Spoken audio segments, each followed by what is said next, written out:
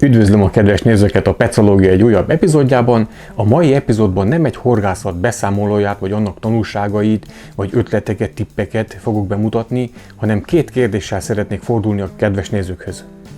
Megkérek és bátorítok mindenkit, hogy nyugodtan válaszolják meg a két kérdést a maguk tudása, belátása szerint, ugyanis én dolgozok egy anyagon, ami a két kérdés körül lesz felépítve, annak az anyagnak a témája. Szeretném megtudni, hogy milyen irányból közelítsen meg az említett epizódnak a narratíváját, hogy minél érthetőbb legyen a kedves nézők számára. Ezzel nem azt akarom elérni, hogy amit majd el fogok mondani, az teljesen úgy van, mivel én nem gondolom azt, hogy nem is tartom magam annak, de egy sztárhorgász vagy egy elithorgász, hogyha bármit is mondan, neki mindig igaza van, vagy akár, mint jó magam, egy tartalomkészítő, egy filmgyártó, amit elmond a filmjeiben, az úgy van. Viszont a következő két kérdés körül szerintem nagyon fontos fényt teríteni, minél közelebb jutni az igazsághoz, a valósághoz. Ez előnye mindenkinek, anyagilag, meg ideileg is, mert anyagiakat és időt fektettünk a horgászatba. Én nem szeretném befolyásolni a kedves nézőket, de előre vetíteném azt, hogy szerintem a horgászat bizonyos ágazatai, horgászatnak a bizonyos ágazatai egy picit egy túlzásba estek, lehet úgy is mondani, de szerintem közösen le tudjuk egyszerűsíteni a túlbonyolított dolgokat ebben az egyszerű műfajban, amiben nagyon egyszerű sportársak vesznek részt, és ebben az esetben a halakra gondolok. Nekem is van egy szerszámos ládányi csalim, és még ennél több is van.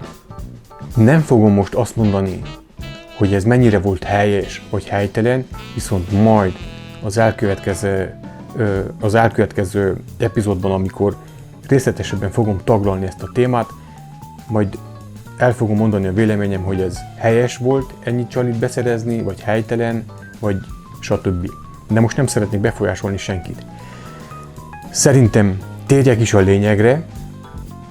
Az első kérdés az, hogy szerinted a halak milyen formában különböztetik meg a színeket egymástól? Mi a különbség szerinted a halak látása szerint egy sárga és egy fehér között, vagy egy zöld és egy kék szín között, meg bármilyen színek között? Tehát hogyan látják a halak a színeket? Ez volna az első kérdésem. És a második kérdéshez előveszek egy kis csalit, ugye? Teljesen mindegy, hogy milyen márkájú, milyen ízesítésű, még a szín ne is legyen opcionális. Jelen esetben kezembe tartok egy 8 mm-es csalit.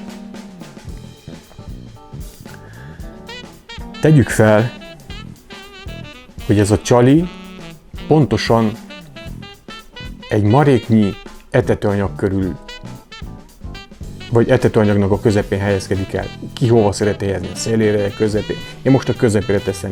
Azért mondom, hogy maréknyi etetőanyag, mivel körülbelül annyit lehet bevinni, vagy bepréselni egy metodkosárba. Szerinted mennyire, fejezd ki százalékban, mennyire fontos egy kis csali a maréknyi etetőanyaghoz képest? Mi a fontosabb? Ez a kis 8 mm-es csali, bármilyen ízesítésű, vagy színű, vagy felhajtó erejű, vagy ez most leesett, nem hajlok utána, vagy a maréknyi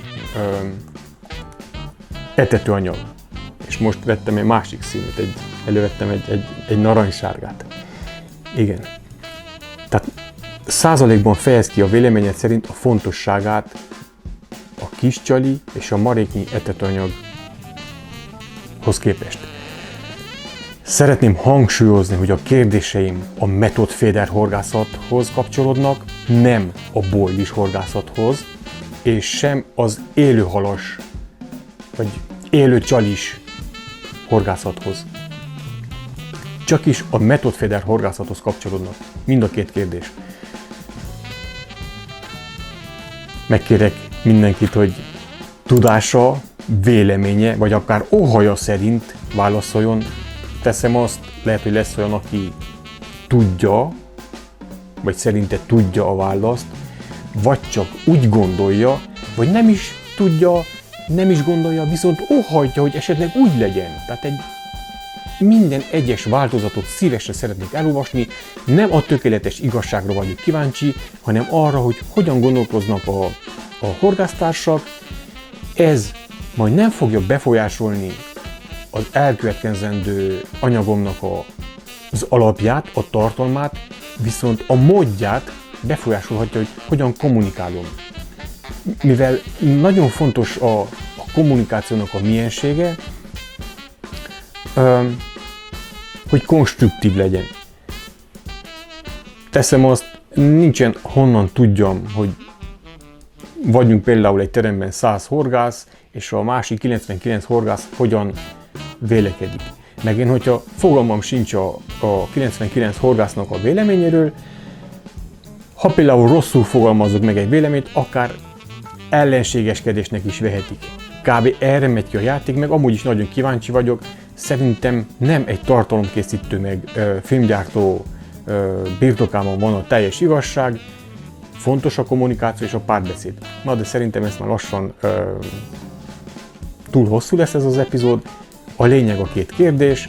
Várom a válaszokat.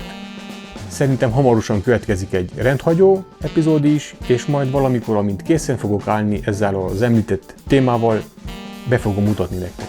Én előre köszönöm szépen a válaszokat, és a legközelebbi viszontlátásra. Sziasztok!